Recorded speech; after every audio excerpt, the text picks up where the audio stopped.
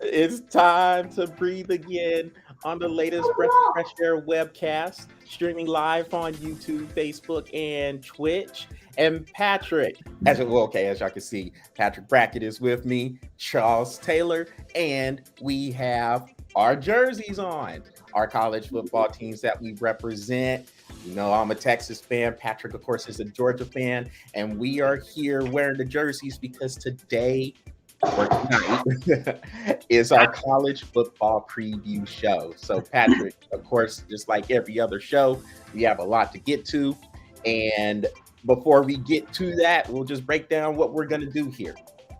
We're going to talk about all five of the power conferences. We're going to pick winners of each division within those conferences if it applies. Of course, in the Big 12 and the Pac-12 this year, they're one conference. So I mean, okay, obviously they're one conference, but it's not divisions in those conferences. So it's just like one straight. Hey, got 10 teams in the Big 12, even though the math is terrible.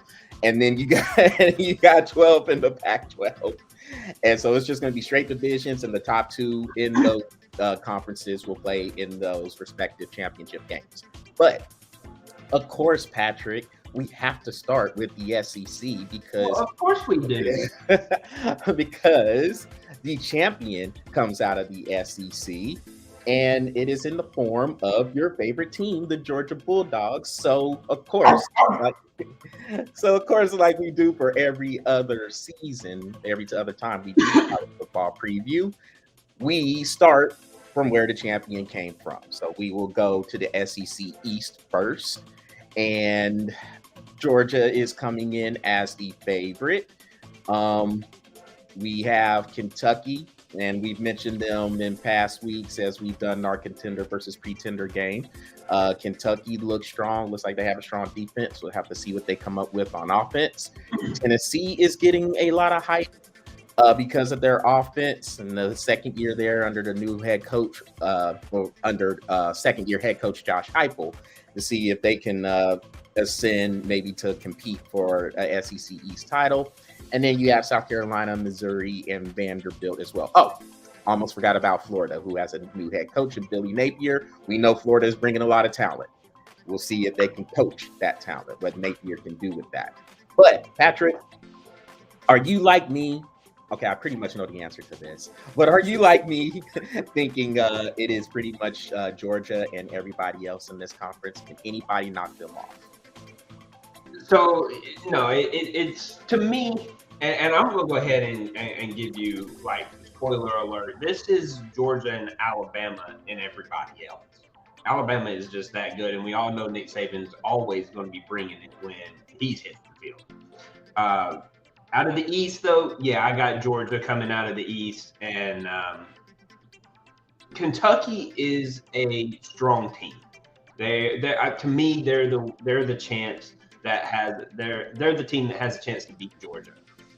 We do go to Lexington to play them this year, so yeah, I'm pretty much Georgia. I do have Georgia 12-0, as you can tell from my board. I do have them going 12-0.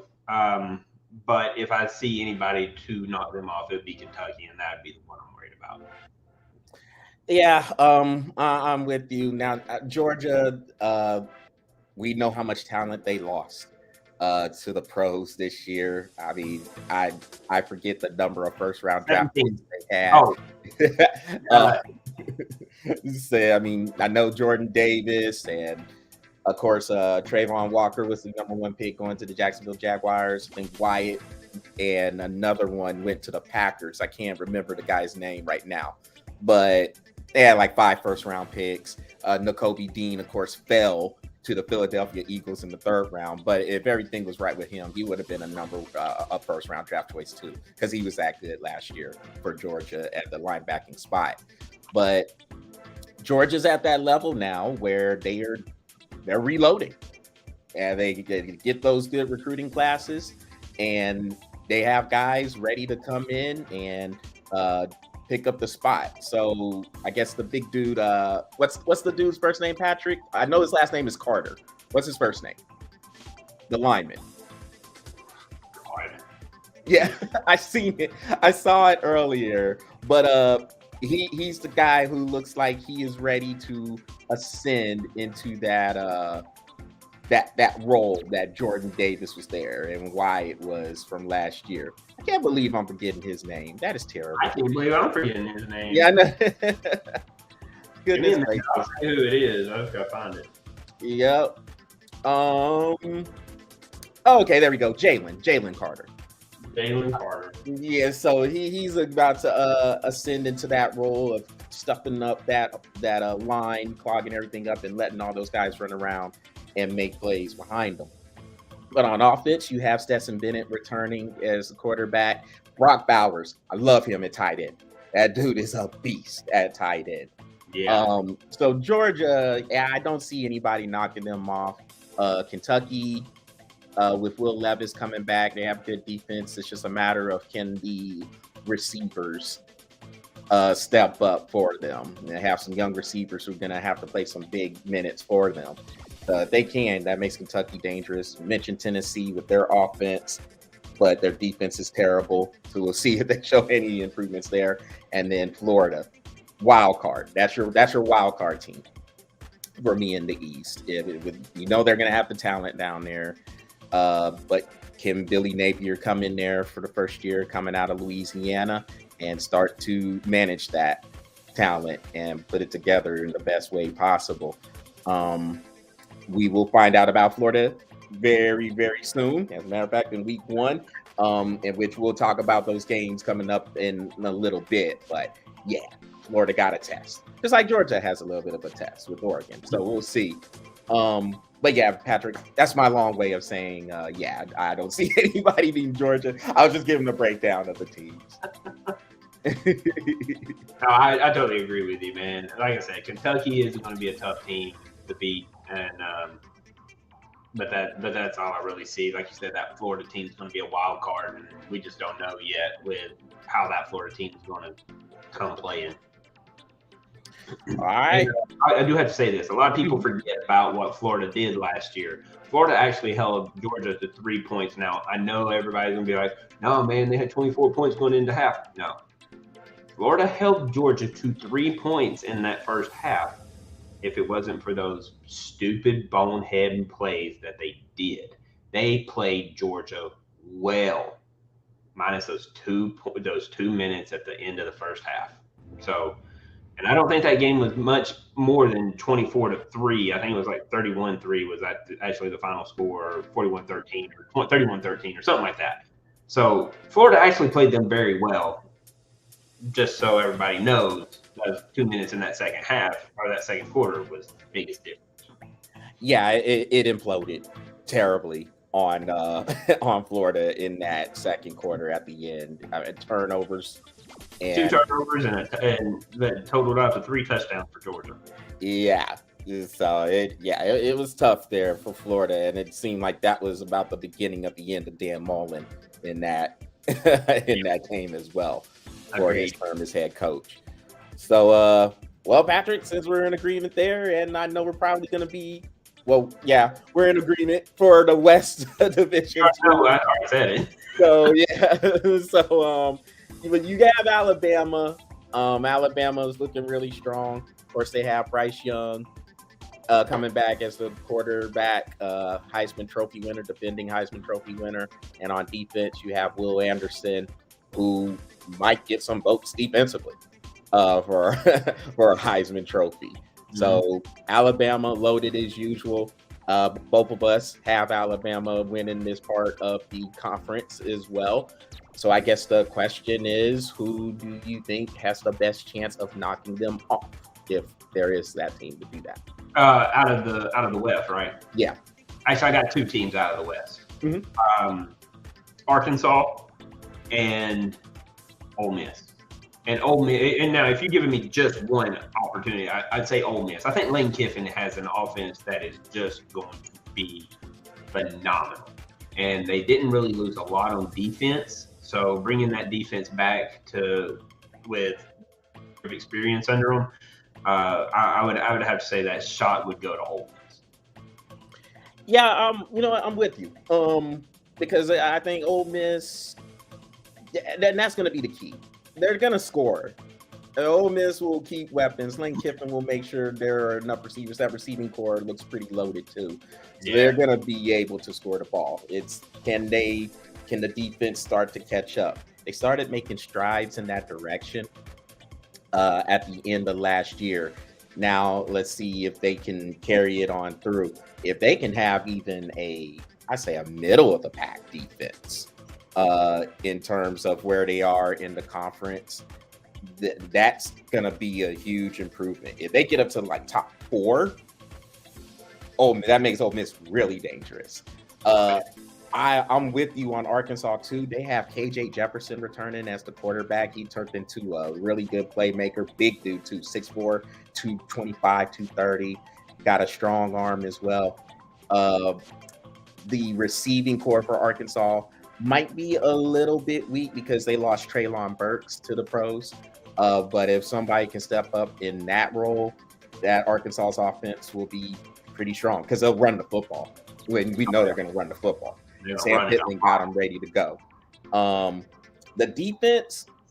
So the defense, Arkansas likes to play like a 3-2-6. They like to have a lot of defensive backs on the field. Mm-hmm. That's where that could get them in trouble against teams like Alabama and Ole Miss because it's not enough up on the lines to combat that. So they have to kind of depend on the speed, kind of swarm to get in there. But if you ain't got that beef in there, those big dudes, especially having a run game. In Alabama, is going to bring a run game in that game.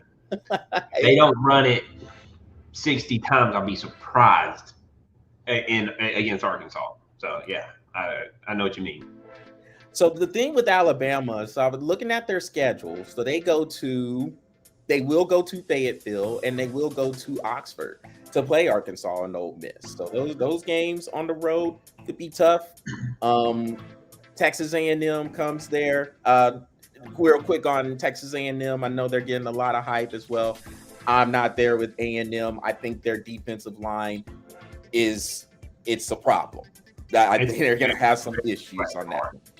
Yes, and that quarterback position is a problem too. They have to figure that out. Haynes King, I think, is supposed to be the guy who's starting, and he was starting last year, but he got hurt. And then Calzada, Zach Calzada took over. Calzada's actually in Auburn. And speaking of Auburn and LSU, so he said that the wild card in the East was Florida. That would be my 2 wild cards in the West. How's Auburn going to show up, and how's LSU going to show up? LSU got Brian Kelly coaching now. Can he start to put together that squad? He's going to have a huge talent pool, of course, to choose from there in Louisiana and, of course, throughout the South as well. So we'll see what he could do with it. But I don't expect much from them right now. I think it's going to take a year or two for LSU to get back to where they were a couple of years ago when Joe Burrow and Jamar Chase and Justin Jefferson was well, and that is a very special team. So even with that, and Clyde Edwards-Helaire too at the running back. Exactly, and even with that, I mean, I'm not even telling you that I would even suspect another team like that one at LSU. So yes, a couple of years to be back in contention, but to put together that team again on the field. I would like to see that. I really would. I want to see what they could do if they had an opportunity with that. Yeah, and also I forgot to mention them. Mississippi State, Mike Leach. They're going to throw the ball. Can they stop people? We don't know, but they're going to be good enough to upset some people with that offense. Because I think they'll surprise a lot of people. They're gonna punch some people in the mouth. Let's put it that way. Now, my reaction, how the reacts to it, that's going to be either the success or the downfall right there, because they are going to come out hitting. They're going to come out punching. They're going to have a first chance. You play somebody like Ole Miss, LSU, Auburn, Alabama, Arkansas, pretty much the rest of the West. They're gonna hit back. My question is how does Mississippi State when they get hit back. I want to see what happens when they put up 7 points in 30 seconds, but puts up 7 points in 29 seconds. How are you going to read that when the first minute of the whole entire game is already 7-7? That's my question. Yep. And so it's gonna be, man, it's gonna be fun. That division is tough. That division is gonna be really, really tough. But it is I agree with you. It is Alabama and everybody else, as good as that division is. Yeah. Well, Patrick, let's move over to the Big 12. And this one is, I think it's going to be interesting.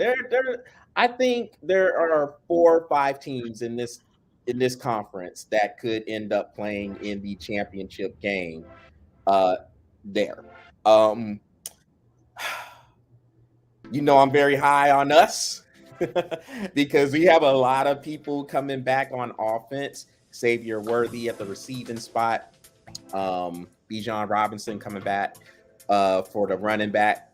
And we have Quinn Ewers, who's going to be starting at quarterback. So my worry about Texas is our offensive line. I'm not sure we're protecting well enough. And if we're going to be playing teams like Baylor, who has a very good defense, Oklahoma State can get after the quarterback, and of course, Texas North. They're with Brett Venables hire, I think that defense is going to be better just by him getting hired. So looking at it though, Patrick, there's question marks about my team. I think there are question marks about OU, about Oklahoma, because they are moving on from Lincoln Riley. He went to USC, of course, and then the quarterback followed him to Caleb Williams. Punk. Yeah. Scared of the SEC, right? And so,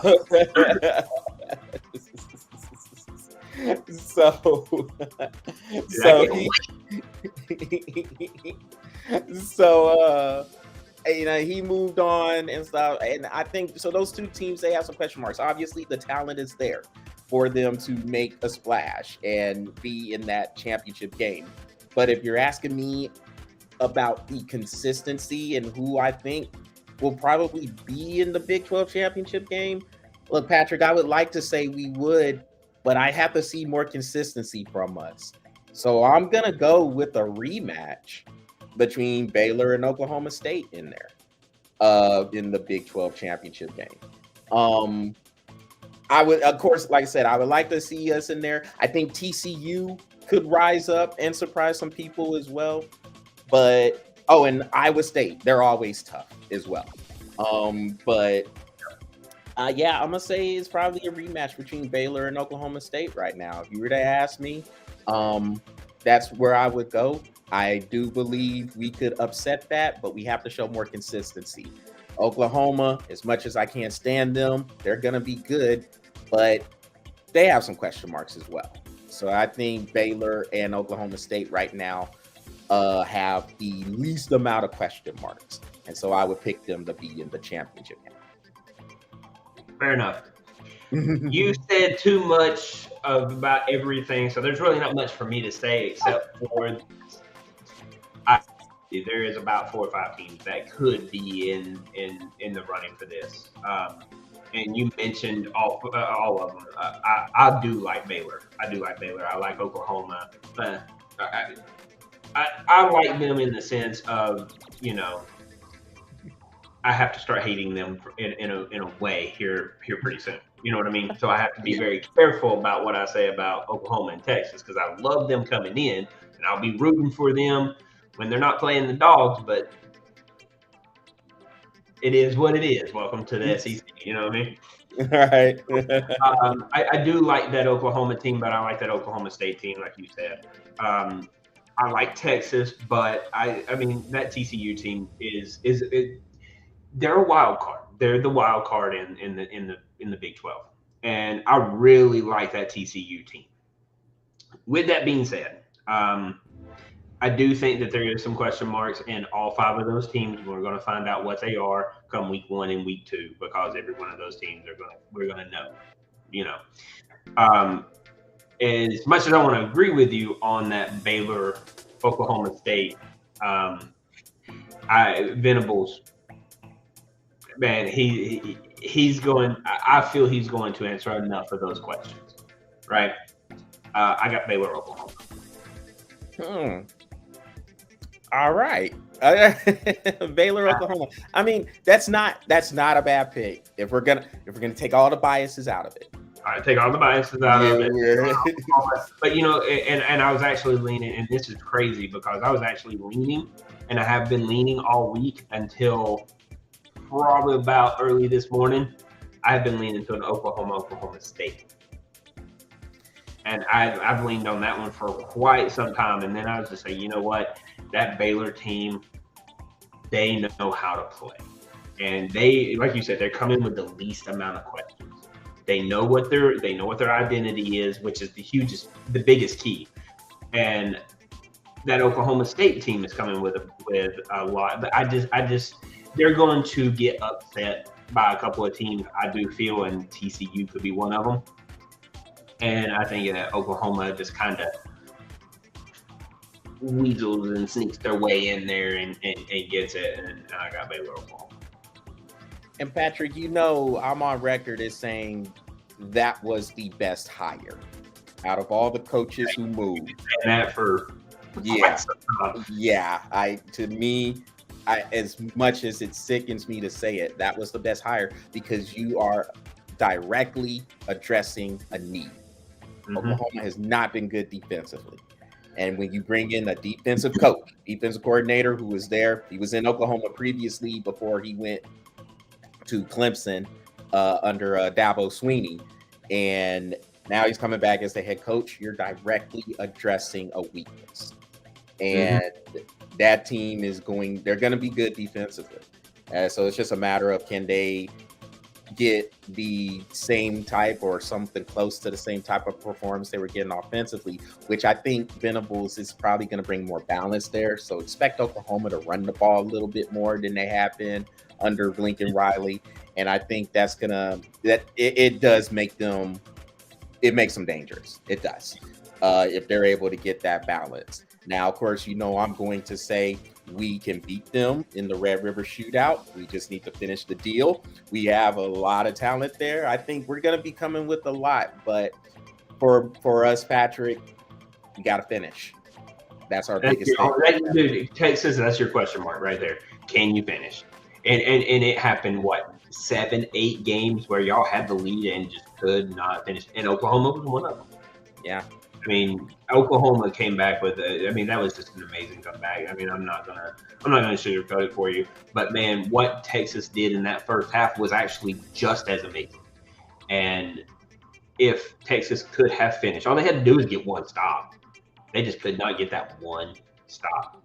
I mean, they had that big of a lead on Oklahoma that all they had to do was get one stop, and they couldn't finish the deal. So there's that big question mark is, can Texas finish the deal? If they can finish the deal, bro, how many games did they win last year? 2, 3? Nah, we were 5-7. 5-7? Okay, so you're 5-7. And I could have been 9-3 at least. What's that? We could have been 9-3 at least. At the bare minimum. I was going to say 10-2. Should have been 10-2, without a doubt. And I mean, just finish the deal. If you one stop, guys, one stop. That's all it took, and you couldn't get it. So finish the deal. Texas becomes dangerous. I mean, instantly dangerous.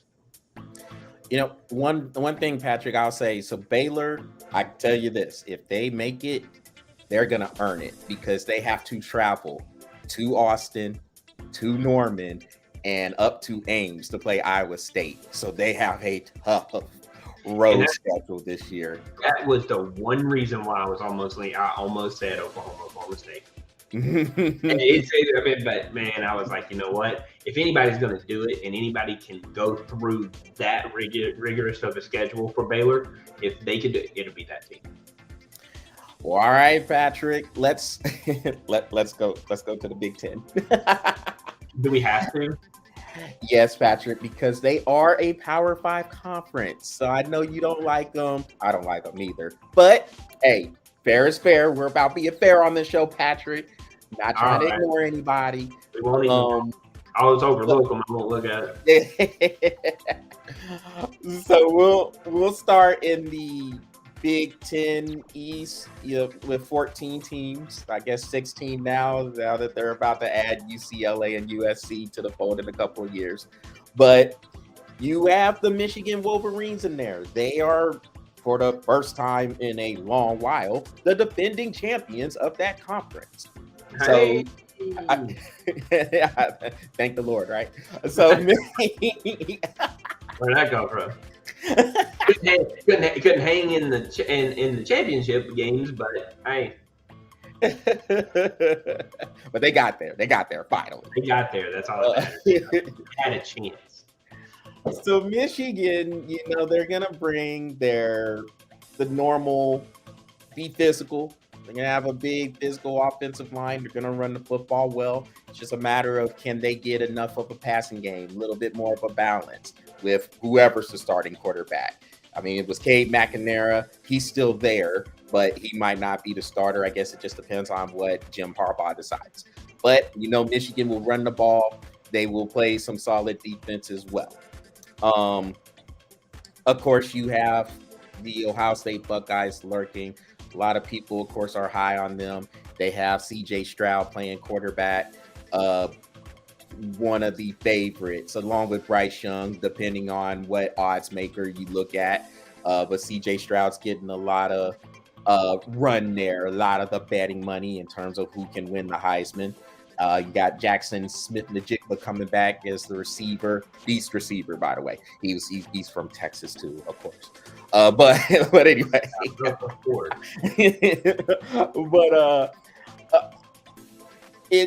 you have those other teams in there, Patrick.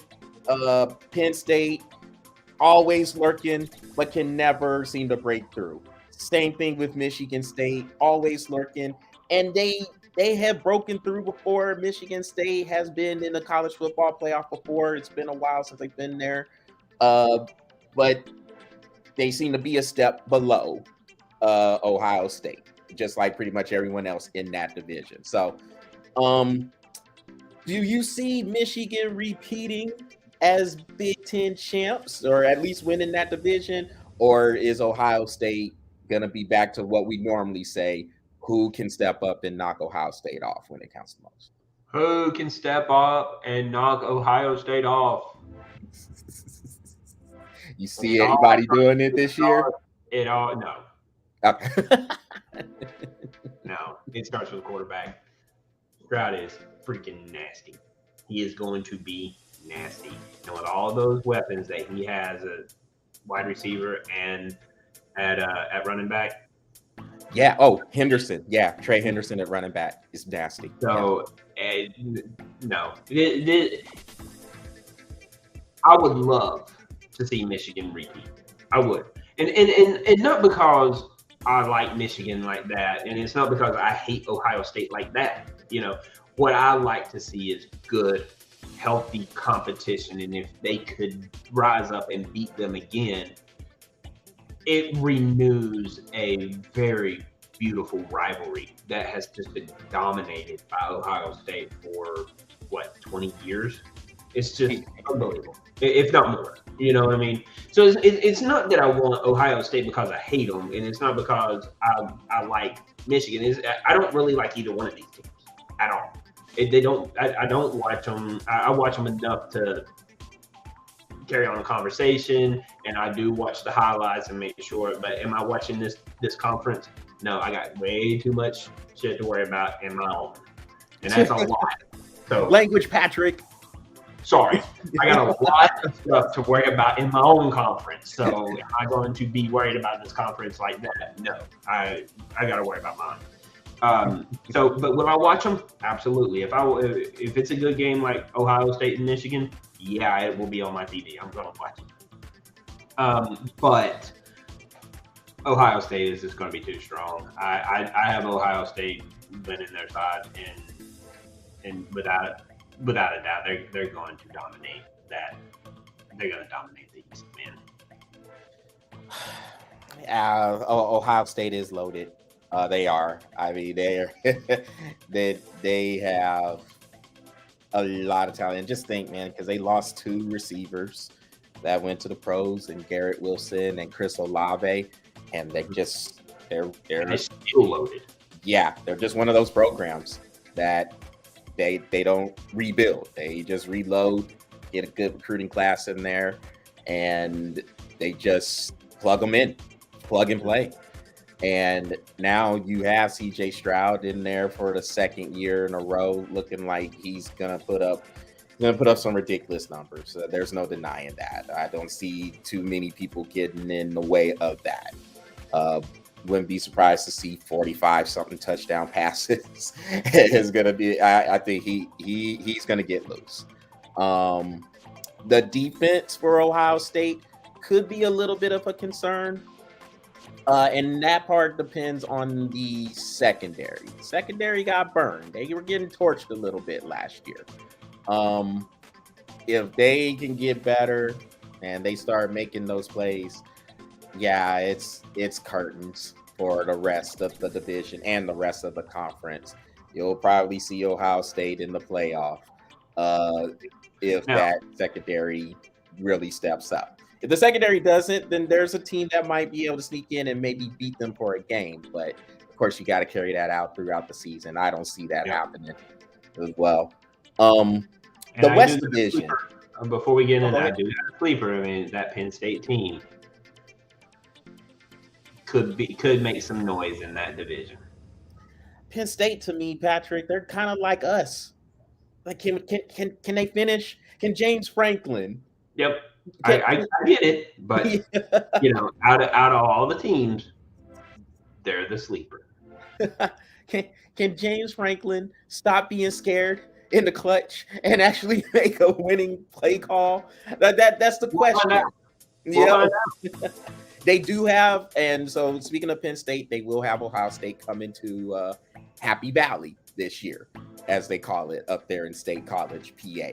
So they'll get them there. They'll get them on the road, and they have something that will probably be, how it is, Patrick. That will probably be Penn State's annual whiteout game. That whiteout game that they normally do every year. That will probably be the one when Ohio State comes calling. They wouldn't, because Ohio State's going to spank them. It's going to be Sad Valley, right? Sad Valley, and all that white is really just surrender. So surrender. Don't be this too bad. Just a bunch of white flags just standing there, right?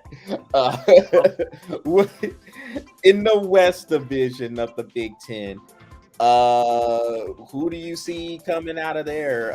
It looks like it's going to be up for grabs. I mean, I think between Wisconsin, Minnesota, Iowa, Nebraska, I still want to say they're going to be a threat, although it seems like they have the case of not being able to finish themselves. Doesn't look like it got remedied. So I thought was going to happen when they got their defensive recruits in, and then Northwestern did what I was like, seriously? Like, anyway. So who do you have? Who do you have? Do you still like Nebraska to at least make a stand in there, or are you going? I would say so, but shoot. Yeah, everything, all the data.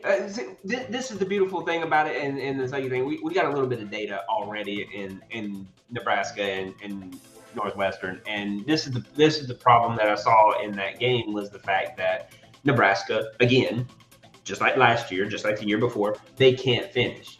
And if you're up 28, or what was it, 28-3? It was 28-17. Scott Frost decided at that point to kick an onside kick. That call really lost me. Yeah. All right. So now you've taken everything that I've said for the past 3 weeks 4 weeks, and you totally just trashed everything I said. Thank you for making me look like an idiot on my show. Thank you, you idiot. Thank you for making, yeah. Well, with the little bit of data that we do have, I still think Nebraska is a threat. Yes. Do I think that there is a big of a threat that I thought they could be? No. Not with the bonehead moves, not with the bonehead play calling, and then just the simple sheer that they just could not finish against Northwestern. So I think they're a threat, but not as big as I thought they were going to be. As a matter of fact, I think Northwestern played better football for 4 quarters than Nebraska did, which was crazy because I really didn't have them on my radar at that time. But no, I think Iowa and Wisconsin are your 2 teams that I would look at from them from a really big chance to make some noise in the West, or in the West. So who do you have winning between Iowa and Wisconsin? I do have Wisconsin winning that one. Gotcha. Yeah, I'm with you there. I think Wisconsin will emerge. I think Minnesota is interesting. I think if Minnesota can be more consistent offensively, I think they will play some defense. But if they're more consistent offensively, they can sneak in.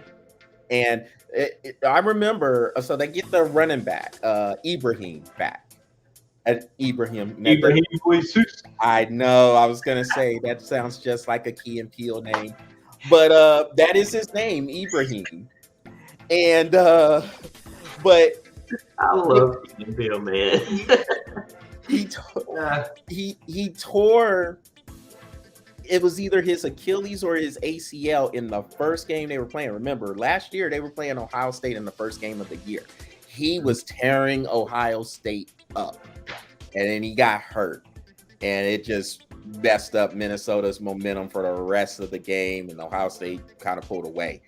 But they get him back. So that's identity, that's being physical, all that. Get him back running the football. They're gonna play some defense. Just a matter of can they get some passing game to go with it. If they can, I think Minnesota's that wild card in that division.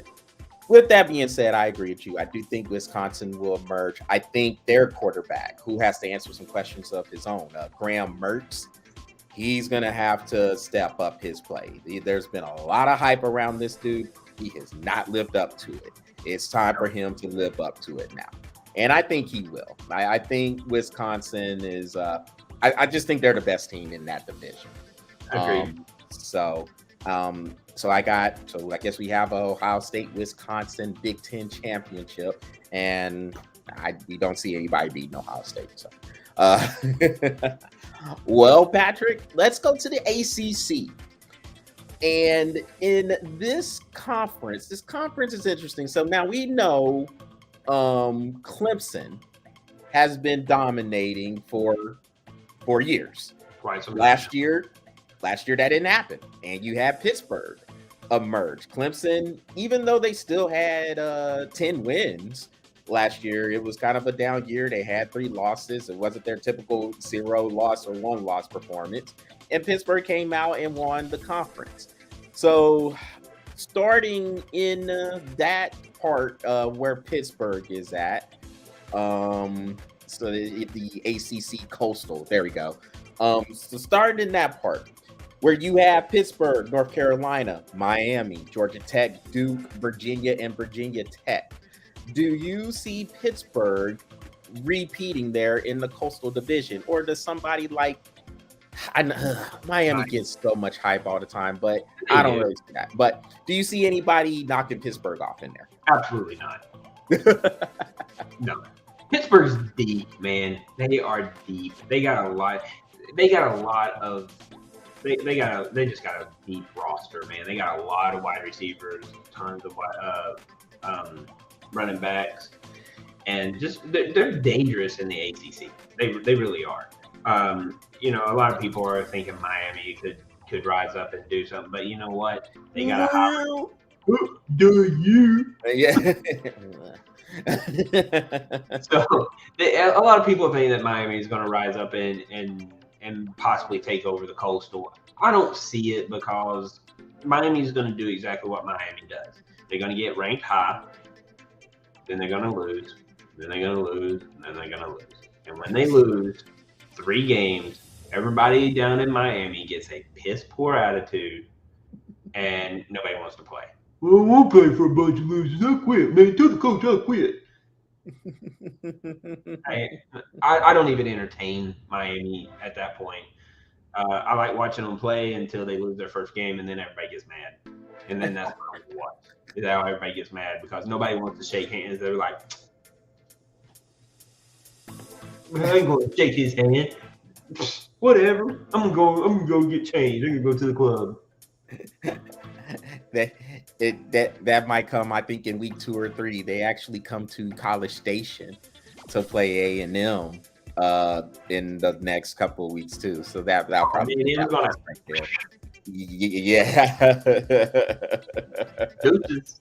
Send you home with a loss. Then they got to man, gonna go shake hands with Texas A&M. They beat us, man. I quit. I quit. So you have Pittsburgh. All right, man. So in this division, Pittsburgh is going to be strong. I like North Carolina as well. I think North Carolina can. Their defense has to be better for sure. They'll score some points, but they're going to have to get more up a pass rush. And that secondary has to step up behind them too. North Carolina was in a whole bunch of shootouts. Virginia Tech and Virginia could be interesting. Virginia Tech, their defense is good, but they got to get more offense. It's vice versa for Virginia. Their offense can be good, but their defense is kind of lacking. So I think it's kind of question marks there. So me personally, I think it's between Pittsburgh and North Carolina. Like you said, a lot of people like Miami, but I'm not sold on Miami yet. I know they got Mario Cristobal to come on down from Oregon. He's actually a Miami guy. So I think Miami will be better from a discipline standpoint with Mario Cristobal there. If you remember Miami in the past, Patrick, they commit boneheaded penalties. Like they're very, very undisciplined when they're playing out there. Stupid, unnecessary roughness penalties. And then, like you said, don't get them losing. Then they're gonna sit there. They're gonna commit penalties just to get thrown out the game so they don't shake people's hands. So hits all the time. Yeah, right. Come on, dude. He was already tossed the foot. There was one play where the dude already tossed the football down and was out of bounds. Already tossed the football down, was heading back to the huddle, and dude hit him. Yeah. I was like, seriously, bro. I quit. Tell coach I quit. I ain't playing no more. Bunch of kids, man. So I do think Cristobal will bring some discipline there. So I think it'll be more you're gonna have to beat Miami and not so much Miami beating themselves. I mean, they were already beaten anyway, and then they just continue to beat themselves with the penalties. But I think Cristobal will bring foot. Yeah. Oh wait, that's mine. Oh look, another foot. It has a hole in it. Oh, that was mine again. That's how Miami is. So I'm with you. I think Pittsburgh will pull that out, but I think North Carolina will give them a run as well. So it'll be between those two, but I'll lean toward Pittsburgh. In the other division, this is where Clemson is. And you have Boston College, Florida State, Louisville, NC State, Syracuse, and Wake Forest in there with them. So do you see Clemson getting back at least to the conference championship game, somewhere where they weren't last year? It was Pittsburgh and Wake Forest actually was in that game. So I will say this: I don't see Wake Forest doing anything like that again. They did have a good team last year, and I don't think they played over their head. I just think that everybody just played beneath them. So even if Wake Forest brings the same amount of tempo, I do think they get a bowl game. They are that good of a team. But I really, truly think it's between NC State and Clemson. And NC State is a good team. Question marks, obviously, on their defense. But I like to see what NC State brings.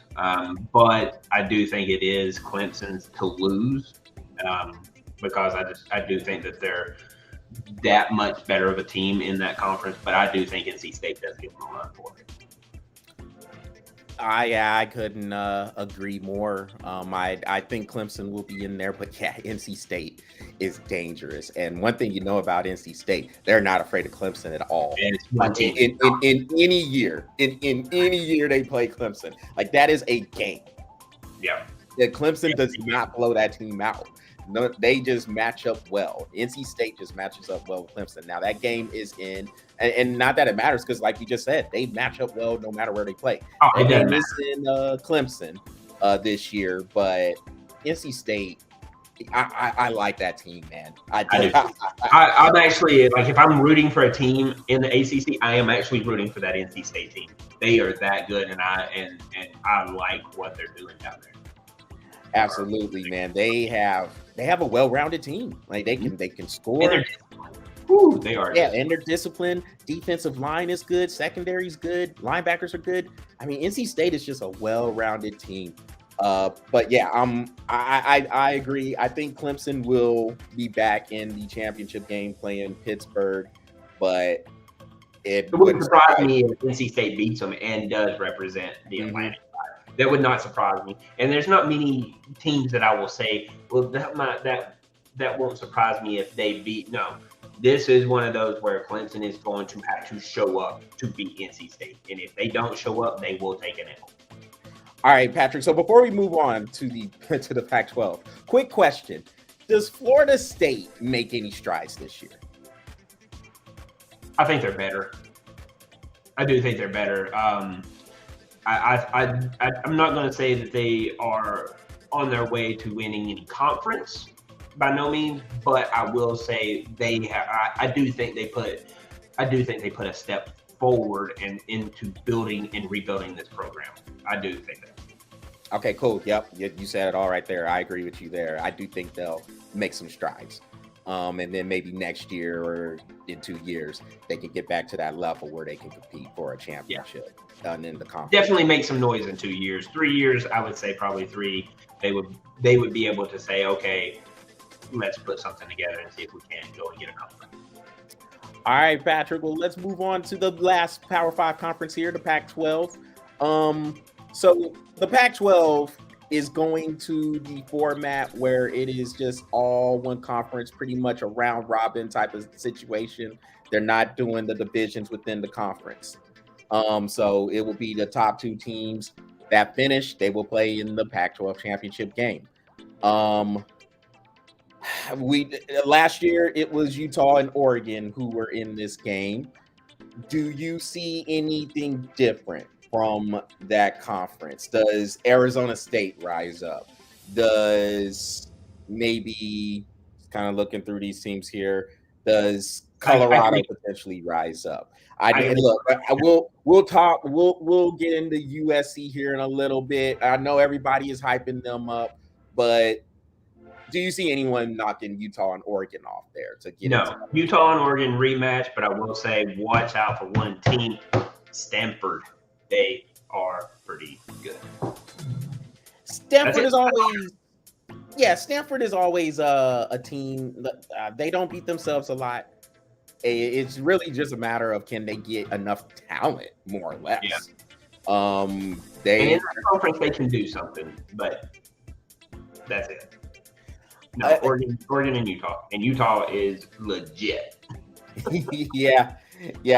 Utah is returning a lot of people off of a team that made it to the Rose Bowl last year. And of course, they won the Pac-12, spanking Oregon twice. I mean, those games weren't even close. They destroyed Oregon in both of those games. The one that was in Salt Lake City, and then in the championship game, which I think they play that in Las Vegas. They just smashed them in both of those games. So Utah's looking strong. Look, everybody is so hyped about USC, and this is what I see in USC, Patrick. They're going to have an offense, they're going to score. Lincoln Riley, as usual, he's going to have an offense, but they can't stop anybody. So if they did do anything to where they did get out of the Pac 12 and won a conference championship, and they made it into the college football playoff, they're going to get spanked by said SEC team. Name the team. Could be Alabama, could be Georgia. If LSU rises up, it would be LSU. Doesn't matter. Like USC has a long way to go. And again, without going too long into this, Lincoln Riley has to build the program. He's not being handed a program. People forget this when it comes to Lincoln Riley. That program in Oklahoma, and you're talking to somebody who's in the region. Like, I'm right there. He was handed that program. They were in good hands with Bob Stoops. And now you go ahead, you take it over. You're already the offensive coordinator. He has to build this program now. And USC has a lot of holes. A lot of holes there to fill. So they're already going to carry one loss when they play Utah. Yeah. And Oregon. They're going to carry 2 losses. Pew, pew. Yeah. Done deal. To me, USC is going to be around 8-4, 7-5, maybe. That's what I see it there. Arizona State could rise up and do something, but they're just so inconsistent, man. And I like Herm Edwards has to get that fixed somehow. It's just they're just very uneven there. They'll be good one game, and then the next game they're getting blasted by 20. So, and this is what's crazy is they'll take him, and I'm not saying this is going to happen, but I will say they'll take Utah to these absolute limits,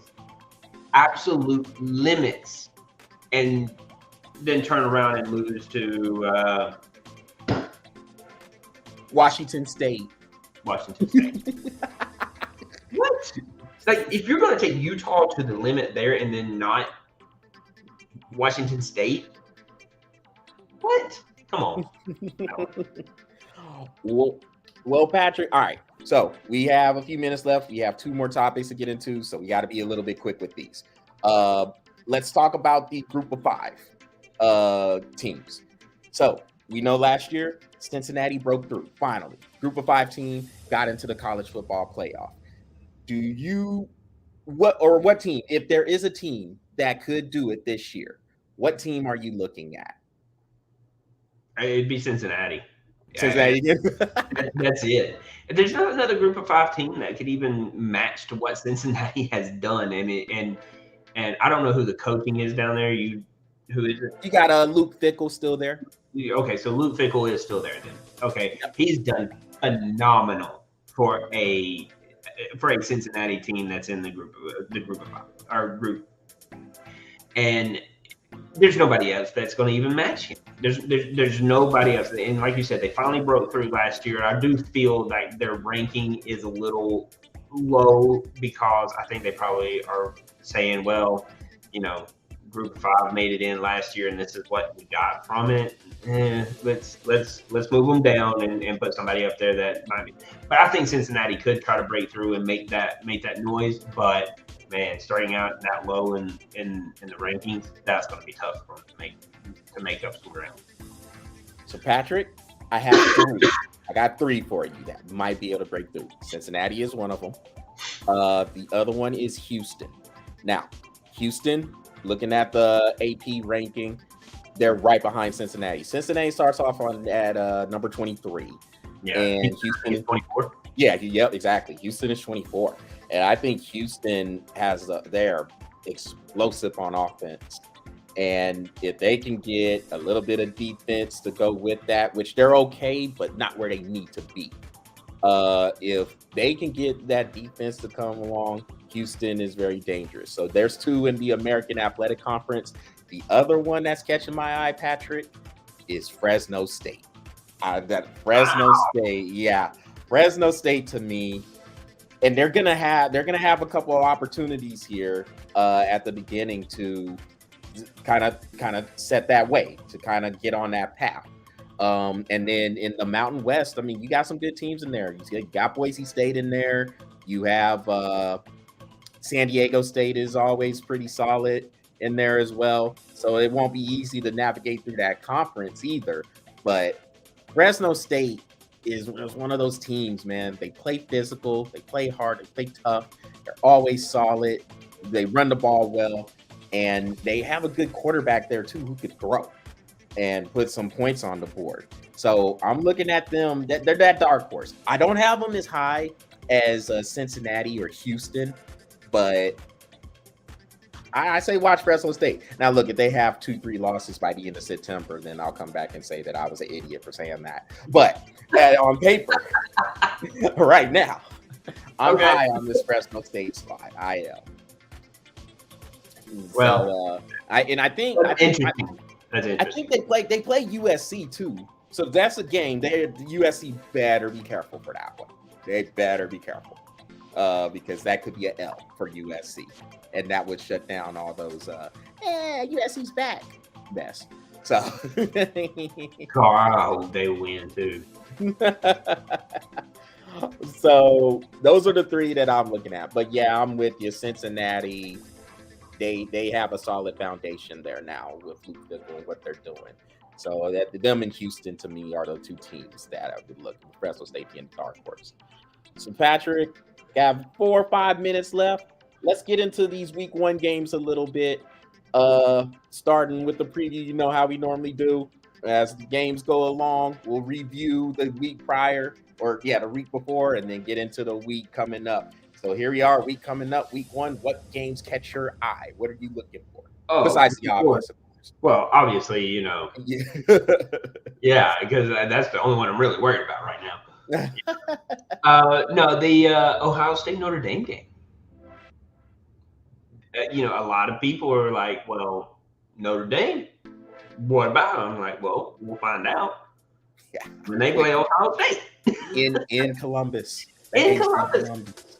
Just so you know. So we're gonna find a lot about both of those teams come week 1. Obviously we're gonna find a lot about Georgia and Oregon and where Oregon stands and where Georgia stands in week 1 as well.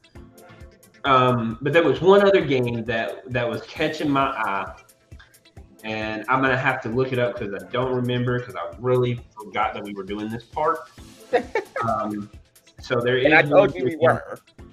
Yes, you did, and I forgot. So my bad. It's all good. I'll let it slide this time. You go ahead and go, and I'll tell you what team it is right here in just a second. Nah, I got you, man. So you're right. Of course, Georgia and Oregon, looking forward to. Notre Dame, Ohio State, you pointed out. West Virginia and Pittsburgh will be interesting on Thursday. Here's the two. Cincinnati and Arkansas are playing each other. So Cincinnati and Arkansas, and the other one, Utah at Florida. That's the one I was talking about. I don't remember who it was, but that's the one, Utah and Florida. Yeah, so that game, Utah comes to Gainesville for that one. So they come down from the mountains, and they will play in the swamp in front of 92,000 there in Gainesville. Very difficult environment to play at, as you know, Patrick. One of the toughest environments to play at. So Utah's going to get tested right away, and it's going to be in that humidity. How do they handle it, and how do they handle that environment? That's going to say a lot about Utah as we go through the season. But in that Cincinnati Arkansas game, that one I'm looking forward to too, man. That's going to be a good one. So I just want to say this before we head on out. For those people, and you know where I'm going to go with this, Patrick. I got 2 things I want to say when you're done. Okay, cool. For those people who want to say the SEC teams don't play anybody non-conference, look at this week and tell me they're not playing anybody. Get out of here with that.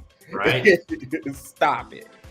So I just wanted to say that. I mean, you got Georgia, Florida, and Arkansas playing top teams. Yep. So get out of here. All right, I'm done. All right, you ready? All right, my 2 things, and then we can wrap it up. I want to give a huge congratulations to the Hawaii Little League World Series champs. They played hell of great baseball, man. Just great baseball for that age group.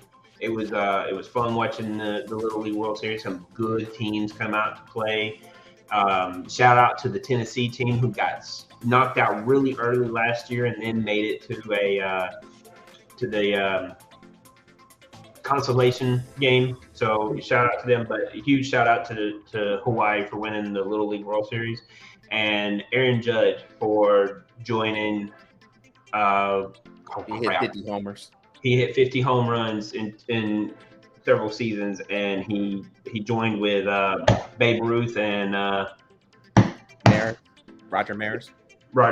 So I just wanted to give them a shout out and saying, hey, congratulations on 2 huge things that you can do in baseball. And obviously, I watch baseball, so like I gotta give my shout out for those. So yeah. All right, Patrick. Well, nah, man, no problem. Hey, you always got that form to do the shout outs. Well, y'all, hey, that does it for this edition of the Breath of Fresh Air webcast, this college football preview. We hope you enjoyed this. Go ahead. Hey, let us know what you think. Get in there. Hit us up on the comments. You catch this show later on. Go ahead, put your picks in there, and let's have that discussion about it, why we feel the way we do, and let us know why you feel the way you do. Other than that, if you want to keep up with the content, visit the Breath of Fresh Air YouTube channel, smash that subscribe button, and follow the Breath of Fresh Air Facebook page. So until next week, when we do our NFL preview, everybody take care. Have a great Labor Day weekend coming up, and enjoy these games. Football is back, and we're just as excited as anybody else. So until next week, y'all take care, enjoy the games, and have a good and safe Labor Day weekend.